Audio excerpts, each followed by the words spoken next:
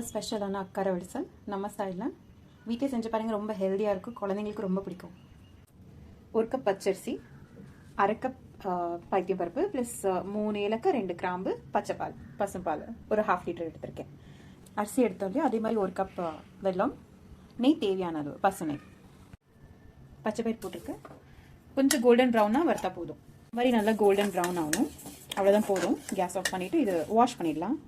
இப்போ இதுலேயே பச்சரிசியும் போட்டு ஒரு 3 வாட்டி நல்லா வாஷ் பண்ணிவிட்டு அப்புறம் நம்ம ஸ்டார்ட். இது வாஷ் பண்ணிவிட்டு ஜாரில் ட்ரான்ஸ்ஃபர் பண்ணிடலாம். ஜாரில் போட்டாச்சு. ஜாரில் அதோட ஏலக்காய் 2 லவங்கம் சேர்த்து அரைச்சிடலாம். இப்படி கொரகொரப்பாக அரைக்கணும், ஃபுல்லாக மையாக அரைக்கக்கூடாது. இப்போ இது நம்ம சின்ன குக்கருக்கு ட்ரான்ஸ்ஃபர் பண்ணிடலாம், இந்த குவான்டிட்டிக்கு ஏற்ற மாதிரி. இப்போ இதில் பச்சை பால் 1/2 லிட்டர் அப்படியே ஊற்றிக்கலாம். கொஞ்சமாக தேவையான அளவு கொஞ்சம் வாட்டர்.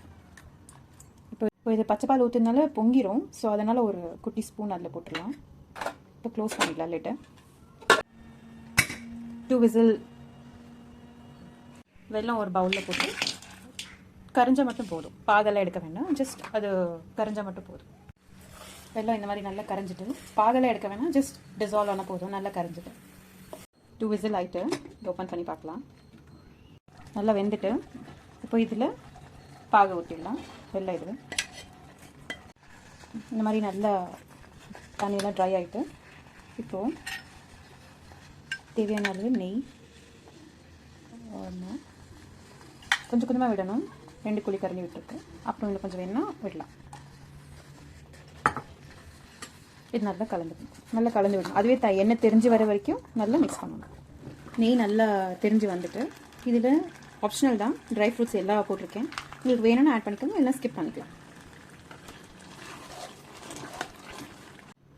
ரொம்ப ஹெல்தி, நோ ஃபுட் கலர்ஸ், குழந்தைங்களுக்கு ரொம்ப பிடிக்கும். கண்டிப்பாக ட்ரை பண்ணுங்கள். டேஸ்ட் பண்ணி எனக்கு கமெண்ட் பண்ணுங்கள். தேங்க்யூ.